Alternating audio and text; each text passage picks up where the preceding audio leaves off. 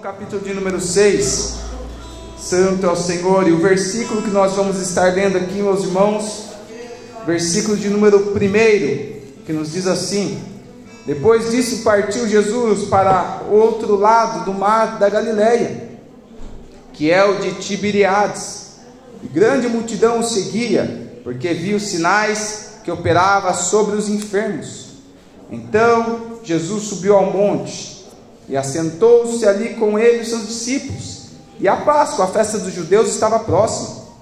Então Jesus, levantando os olhos e vendo que uma grande multidão vinha ter com ele, disse a Filipe: de onde compraremos pão para estes comerem? Mas bem dizia isto para experimentar, porque ele bem sabia o que havia de fazer. E Filipe respondeu-lhe, dizendo: 200 dinheiros de pão não lhes bastarão, para que cada um deles tome um pouco.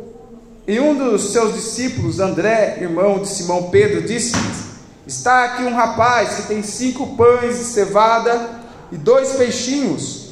Mas que é isto para? Que é isto para tantos? Oremos ao Senhor. Soberano Deus, maravilhoso e eterno amado Pai, Deus de graça, graças eu dou a Ti, Pai, por este momento. Pai querido, me usa, Senhor, para transmitir a Tua mensagem. Fala aos nossos corações, ó Pai. Fala mesmo, meu Deus, pois o Teu servo ouve. Fala, Senhor, conosco. Fala mesmo, Pai. Eu peço e Te agradeço. Amém. Amém, meus irmãos. Glória a Deus. Pode aplaudir o Senhor com as palmas bem alegres. Santo é o Senhor. Aleluia a Deus. Glória a Jesus. Vemos essa passagem, meus irmãos, a qual fala sobre multiplicação, a qual fala sobre prosperidade. Esta mensagem que fala sobre milagre. O nosso irmão João, que escreve esta carta, João, apóstolo do amor. João, outrora, no início, vemos da caminhada de João, era uma pessoa meio nervosa, era uma pessoa que tinha um comportamento até duvidoso. Quem olhava e falava: será que João vai longe? Quem olhava João falava: será que esse vai dar em alguma coisa? Jesus mesmo chama João e o seu irmão de filhos do trovão. Chamou eles de Boanerges, que significa filhos do trovão. Então, se era filhos do trovão, imagina como era bravo ali os rapazes. Certa vez, João e seu irmão pedem para Jesus que, quando Jesus estivesse na glória, queria cada um sentar do lado de Jesus no trono. Ali falava, remetia a soberba. Eles queriam estar acima dos outros discípulos. Em outro momento, não permitem Jesus e os seus discípulos entrarem em determinada cidade. João e seu irmão dizem: olha, quer que nós oremos, Jesus, para cair fogo do céu? Aleluia. Então Jesus fala para ele: não é assim que trabalha não, rapaz. Eu vim para pregar o amor. Mas como todos que se achegam a Cristo têm as suas vidas transformadas, João também teve a sua vida transformada. Aleluia. E se torna conhecido ali como um apóstolo do amor. Esse apóstolo que era muito íntimo de Cristo. Esse apóstolo que na ceia se reclina nos peitos ali de Jesus. Esse apóstolo, meus irmãos, que escreve as suas 3 epístolas, além do Evangelho de João, escreve a primeira, a segunda e a terceira carta ou epístola. E na sua primeira epístola ele fala muito sobre amor. Ele fala que Deus é amor, que quem não ama seu próximo que vê, não pode amar a Deus. Eu amo a Deus que não estou vendo e não estou amando o meu irmão que vejo. Tudo isso João traz. Também alguns atribuem a João também a carta de Apocalipse. E enfim, este apóstolo testifica acerca deste milagre, assim como os outros, Mateus, Marcos e Lucas, testifica sobre a multiplicação dos pães. A palavra vem nos dizer que Jesus ele passa para outra banda do mar da Galileia, o mar de Genezaré, que também tem vários nomes. E ele chega em determinado lugar, aonde ele chegava, a multidão seguia ele, porque Jesus tinha palavras para alegrar o coração. Aonde Jesus chegava, a multidão estava ali o esperando, porque Jesus tinha palavras que transformavam vidas. Jesus curava, Jesus restaurava, Jesus fazia milagre na vida das pessoas. Como é maravilhoso ouvirmos a voz de Cristo. Que possamos, meus irmãos, não trocar nada pela presença de Deus. Tem pessoas que trocam um momento de estar com Deus, na presença de Deus, por tantas coisas. Mas eu louvo a Deus pela tua vida que veio nesta noite. Receber uma palavra de consolo, de conforto, porque o Senhor está falando desde o início desse culto. Você que veio nesta noite simplesmente para, aleluia, poder sentar e ouvir a voz do Senhor falar do íntimo, no profundo do teu coração. Porque a paz que excede entendimento, ninguém pode trazer a não ser Cristo. O Senhor me faz lembrar quando Jesus havia morrido e havia ressuscitado. Estava 2 discípulos no caminho de Emaús. Eles iam tristes, conversando um com o outro. Mas não é possível. Eu achei que ele não morreria. Rapaz, eu também achei que ele não ia morrer. A gente achou que ele ia libertar nós sob o domínio de Roma, sob o domínio de César, mas ele morreu na cruz. Rapaz, eu achei que ele ia ir num cavalo branco lá, com uma espada, ia chegar e ia tomar ali o domínio de César ali, e poderíamos não ser mais dominados pelo reinado de Roma. Mas ele morreu. E iam aqueles 2 discípulos conversando naquele caminho, cabisbaixo. Aí Jesus chega, mas eles não percebem que era Jesus. E Jesus começa a conversar com eles. O que está se passando com vocês? Aqueles discípulos questionam: mas tu és estrangeiro? Tu não está sabendo do que aconteceu? Do grande profeta Jesus que morreu na cruz do Calvário? Aí Jesus começa a questionar aqueles homens e começa a falar que convinha que Jesus teria que morrer na cruz do Calvário. Jesus começa a falar com aqueles homens desde o Antigo Testamento, mostrando através ali dos servos de Deus, dos profetas, tudo na palavra, mostrando que convinha que Cristo morresse na cruz do Calvário. Vai ficando tarde, aqueles homens chegam na sua cidade e Jesus finge que vai embora, e aqueles homens se constrangem e dizem: ó Senhor, vai lá na nossa casa, dorme na nossa casa, já está tarde. No que chega naquela casa, Jesus chega na mesa junto com aqueles 2 homens. E quem chega na mesa é lugar de intimidade. Não é qualquer um que vai chegar na tua casa, vai chegar na mesa, vai pegar o pão. É só quem tem intimidade que vai chegar ali na mesa, vai chegar pegando o pão e partindo. Jesus chega assim. Para você entender nos dias atuais, um desconhecido vai chegar na tua casa e abrir a geladeira? Não vai, né? Só vai chegar quem é íntimo teu, vai chegar ali, abrir a geladeira, vai já fazer o prato de comida, vai sentar ali na mesa, só quem é íntimo. Jesus chega ali naquela mesa e dão a honra dele partir o pão. No que Jesus parte o pão, os olhos daqueles homens se abrem e eles percebem que quem estava diante deles era Cristo ressuscitado, Cristo em teu corpo já transformado. E Jesus desaparece. Aí um olha para o outro e diz: ô rapaz, quando ele falava contigo, tu não percebeu que o teu coração ardia? Quando o Senhor fala conosco, o nosso coração arde.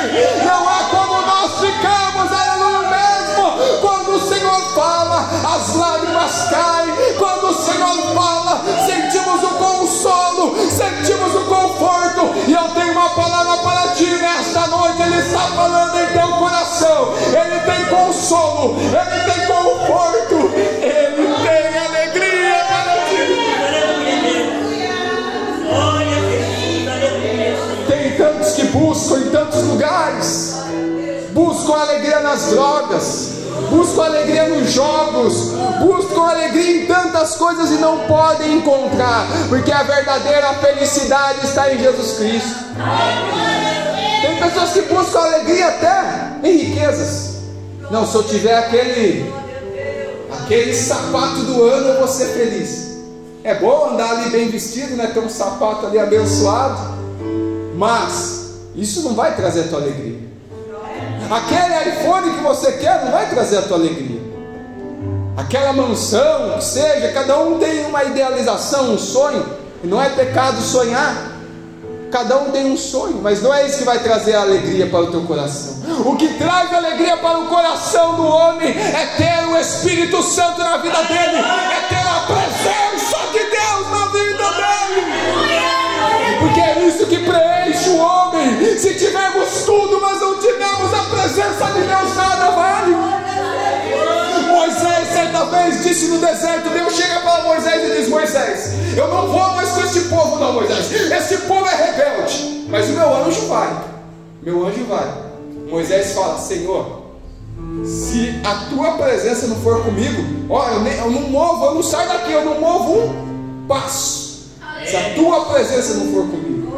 Moisés, mas tem terra prometida, tem bênção. Não, se tu não for comigo, mas vai ter bênção, vai ter a terra prometida lá na frente. O que Moisés está querendo dizer? A bênção sem Deus não é bênção. A terra prometida sem Deus não é bênção, não é vitória. O céu, meus irmãos, por que nós queremos ir morar no céu? Ah, irmão Elton, é porque tem ruas de ouro. Ouvi falar que a água lá é limpa. Não é que nem aqui o rio Tietê, ali, misericórdia. Lá no céu a água, meu Deus, limpinha. Eu vou lá porque lá não tem noite. O Cordeiro é a lâmpada que brilha. Jesus, a glória do Senhor ali resplandece lá, que não tem noite. É por isso que eu vou para lá. É porque tem mansões. Não é? Você vai para lá é porque a glória de Deus está lá, porque Deus está lá. Porque se Deus não estivesse no céu, não ia ser legal o céu. Só vai ser bom porque Deus está lá. A bênção com Deus é bênção. O que você almeja, tendo Deus junto, é bênção. Moisés disse: Senhor, se tu for comigo, eu vou lá, eu vou chegar. Porque eu chegar na terra prometida contigo, isso é bênção. A multidão seguia Jesus, porque eles sentiam algo diferente. Os escribas, só para vocês entenderem, os escribas, os fariseus, eles pegavam da lei, lá na sinagoga, que era como se fossem as igrejas hoje em dia, pegaram da lei e recitavam. Só que o povo não sentia nada diferente, só recitavam, liam a lei e pronto.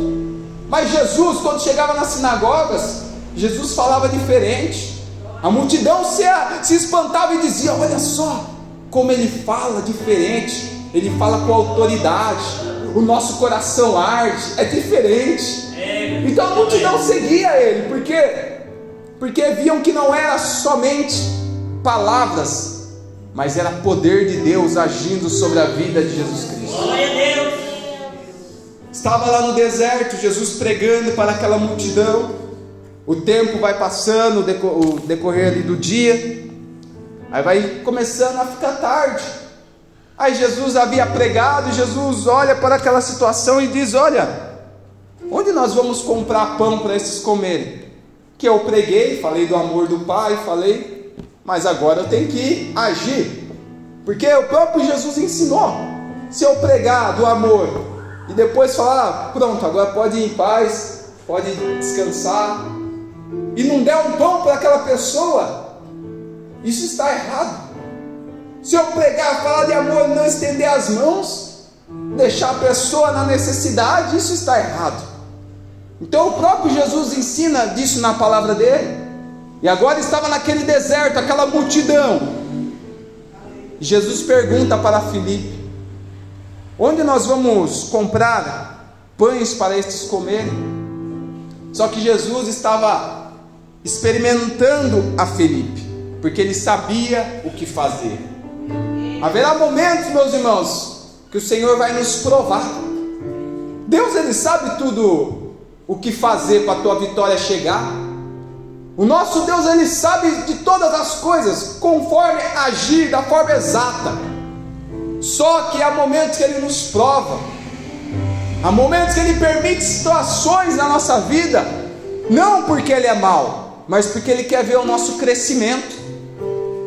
Eu gosto sempre de dizer que o nosso Jesus é o melhor professor que já existiu no mundo. Eu lembro na escola, quando eu tinha aula de química, até agora eu já sei um pouquinho, mas na época eu não sabia para que servia a aula de química. Porque a gente tinha a teoria, via a tabela periódica, fazia os cálculos, isso com isso aqui, oxigênio vira CO2, e ligava os negócios, às vezes fazia as contas erradas, e a professora falava, não rapaz, isso não existe aí. Daí fazia os cálculos às vezes errados, mas eu não sabia na prática porque aquilo servia. Porque na escola, a aula de química, eu fiquei na teoria. E às vezes tem coisas que aprendemos na escola que não vai para a prática, fica só na teoria. Como é bom quando vai para a prática, às vezes tem uma aula de biologia e vai na prática, ali ver alguma coisa na natureza e por aí vai. Às vezes a aula de história e vai no museu, enfim. Jesus, Ele ensinava, mas não ficava só na teoria. Ele levava os seus discípulos na prática. Jesus ensinou acerca da confiança, de aplicar a fé. E eis que chega um determinado momento, que Jesus estava num barquinho com seus discípulos. Jesus, cansado, porque ficava o dia inteiro pregando, ensinando, às vezes ele ficava até sem almoçar, por amor às almas. Mas Jesus, ele vai dormir um pouco no barco, era um momento de descanso. O momento que estava só ele e os discípulos, a multidão não estava mais ali, só ele e os discípulos. Aí Jesus vai dormir, e a tempestade vem. Quando bate um vento, talvez eles estavam tranquilos, havia pescadores naquele barco. Mas na hora, meu irmão, que começa a vir aquelas ondas altas, na hora que o vento fica forte, na hora que ele já não tem mais aquele domínio do barco, aí ele se desespera. Talvez você, talvez você está vivendo um momento assim, você perdeu o domínio, você perdeu o controle da situação. Mas eu venho dizer para ti, você perdeu o controle, Deus não. Aleluia, Deus. Fugiu do teu controle, mas Deus está dizendo, do meu controle não fugiu não. Eu não perdi o controle não. Está no meu controle. Os discípulos ali eram pescadores, mas agora o seu intelecto, o seu conhecimento, a sua experiência já não podia fazer mais nada. Há momentos que Deus nos prova, meus irmãos, para nós não confiarmos em nós mesmos, no nosso intelecto, no nosso diploma, na nossa experiência. Há momentos que Deus nos prova para nós deixarmos de confiar no nosso eu e confiarmos exclusivamente em Deus. Glória a Deus. Desesperados, eles começam a clamar: mestre, nós vamos morrer, nós vamos perecer, mestre. Olha só, a água está entrando no barco, o barco vai virar, nós vamos perecer neste lugar, não há o que fazer. Você está no momento dizendo: não há o que fazer, não tem mais solução, mas eu te apresento Jesus Cristo, o Deus que acalma a tempestade. Jesus levanta, acorda naquele barco e diz: vento, tempestade, se acalme neste momento. E aquela tempestade se acalma. Os discípulos ficam espantados. Quem é esse que tem poder sobre o vento? Ele ordena, o vento obedece. Ele ordena, o mar obedece. Quem é esse? Esse é Jesus Cristo que está aqui nesta noite para acalmar a tempestade na tua vida. Este é Jesus Cristo que está aqui nesta noite para passar juntamente contigo pela provação. Haverá momentos que Ele não vai impedir você de entrar na prova. Jesus não impediu dos discípulos passarem por aquela tempestade. No Antigo Testamento, Deus não impediu de Sadraque, Mesaque e Abednego entrar na fornalha. Mas dentro da fornalha, Deus livrou aqueles jovens.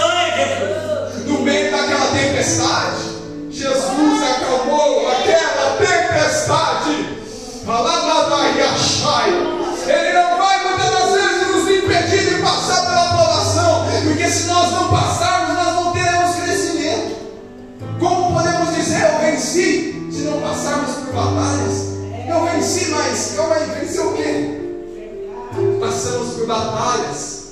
venceremos e podemos levantar a bandeira da vitória e dizer: nós vencemos. Aquela tempestade acalma. E o que você disse, irmão Elton, acerca de escola aí, química, que eu não entendi nada? Jesus ali estava ensinando na prática os discípulos. Ele foi na teoria, falando sobre fé, sobre confiança, e permitiu uma situação na prática, onde veio a tempestade, e ele repreendeu: ó, meus filhos, por que estáis tímidos? Não tens fé ainda? Por que vocês não têm fé ainda? Ali naquela prova, pode-se dizer que foram reprovados ali naquela prova aplicada.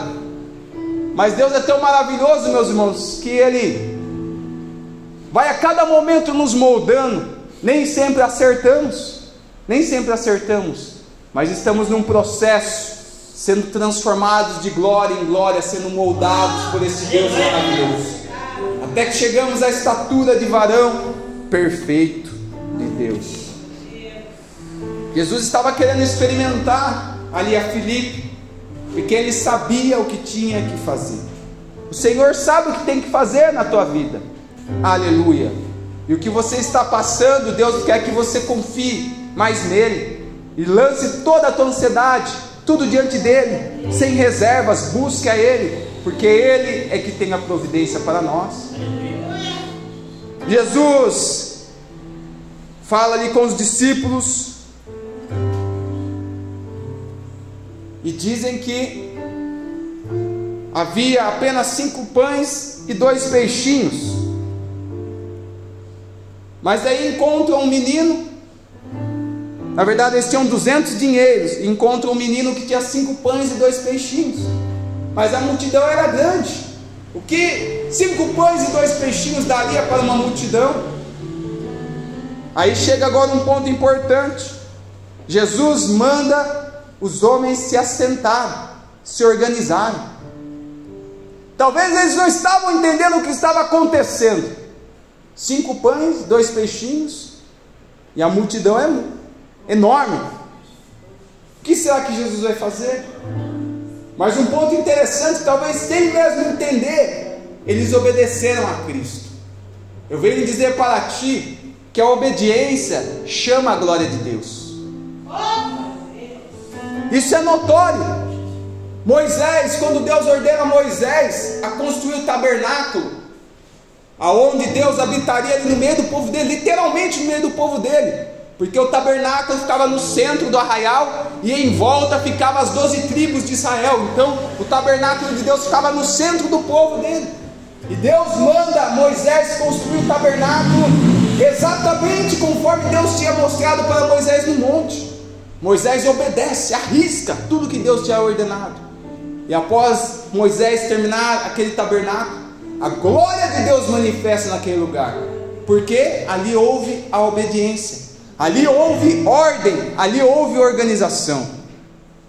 Nesta passagem da multiplicação dos pães, Jesus mandou a multidão sentar, aleluias, em grupos pequenos, tudo organizado, porque Deus, Ele opera na organização.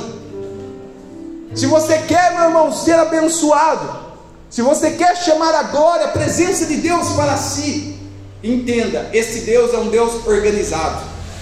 Este é um Deus que ama aqueles que o obedecem. Aleluia.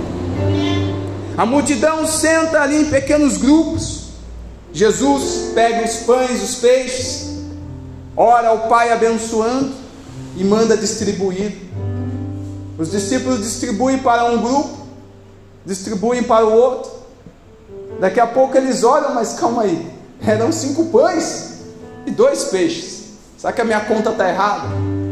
Do que eles se deram conta, eu já tinha distribuído para uns 10 grupinhos. E olhou ali e ainda tinha mais pão, tinha mais peixes. Aleluia. E eles começam a distribuir um após o outro. E a palavra nos diz que naquele momento Jesus opera um milagre. Aonde havia 5 pães e 2 peixinhos, irmão Elton, acabou os pães, acabou os peixes? Não. O final, meus irmãos, a palavra vem nos dizer que havia encheu vários cestos de pães. Ou seja, no início era 5 pães, no final já tinha 12 cestos de pães. Porque quando Deus quer operar, Ele opera para sobrar. Ele vem com fartura nas nossas vidas. Entenda, Deus, Ele não quer prosperar na tua vida de uma forma regrada. Eu vou prosperar um pouquinho só na tua vida. O que eu vou providenciar para ti vai dar só para hoje, só no horário do almoço. A janta já não vai ter janta. Não! Deus, Ele vem com fartura, meus irmãos.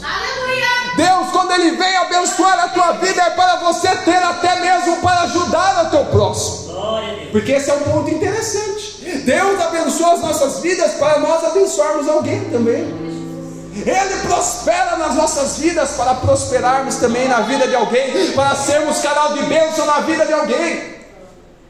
Jesus ali multiplica aqueles pães, aqueles peixes, todos ficam fartos ali, todos se fartam, todos comem até ficarem satisfeitos. E naquele momento todos contemplam aquele milagre que Jesus fez. Jesus tem milagre para ti. Ei, Jesus, Ele tem providência para ti.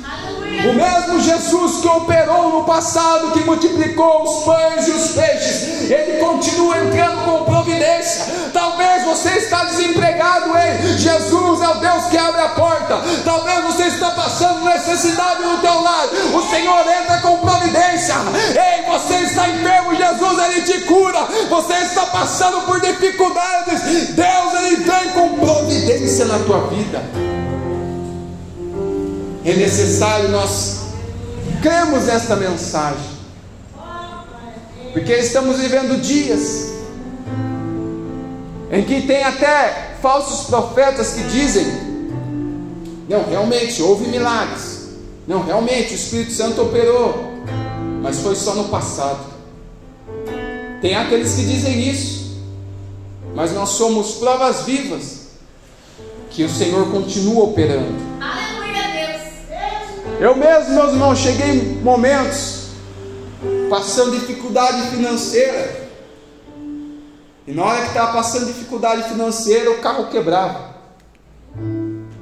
Já não tinha dinheiro, estava o dinheiro certinho, ó, vai ter 100 reais aí só para comprar umas coisinhas aí. Aí o carro quebrava, daí chegava já com aquela cara lá pro mecânico, né? Tipo, tem misericórdia de mim. Chegava no mecânico, não, ficou só 500, só 500 reais. Eu, meu Deus, não tem como parcelar em 10 vezes? Ele, não. Aí dava um jeito, Deus ali. Por isso que eu digo, sempre Deus, Ele supre as nossas necessidades. Eu não sei como, mas no final conseguia pagar ali. Aí daqui a pouco o carro quebrava de novo, né? Meu Deus. E não quebrava quando ele estava bem, ou bate o carro, né? Que nem o Léo falando aí. Eu lembro que uma vez estava em São Paulo, íamos orar na madrugada na casa de uns irmãos, estava tudo tranquilo, estava ali ouvindo um louvor no carro, o trânsito parado, eu estava com o meu carro parado, daqui a pouco bateram na minha traseira, fecharam o motoqueiro e ele foi o quê? Desviou e eu fui o premiado. Aí no final o rapaz queria que eu pagasse depois a moto dele, eu falei, não, mas esse aqui bateu em mim. Daí ele falou, então cada um arruma o seu. Aí vai lá o irmão Elton, dá um jeito. Só que Deus sempre entrava com providência. Às vezes nós passamos um momento que não entendemos o que estamos passando, mas é Deus nos provando. Quem que nunca viveu um momento difícil e Deus nunca deixou faltar nada? Eu já tive um momento que não tinha nem dinheiro para comprar roupa, e Deus preparava alguém para doar roupa. Deus até trabalha até nisso na nossa vida, meus irmãos, para quebrar o nosso ego. Não, eu ganho a roupa, não. Aí Deus trabalha na nossa vida para a gente entender, né, meus irmãos? Entender que nós precisamos ser mais humildes, precisamos ser dependentes de Deus. Eu venho para finalizar essa mensagem para dizer: Jesus, Ele continua operando milagres. E eu venho te mover a aplicar a tua fé. Talvez você estava pensando em parar, mas Deus, Ele continua fazendo maravilhas. Este Jesus que multiplicou os pães, o que nós temos de diferente daquela multidão? Aquela multidão estava necessitada e foi de encontro àquele que podia suprir as necessidades. Você tem necessidades também, e você está vindo de encontro àquele que pode suprir as suas necessidades, Jesus Cristo.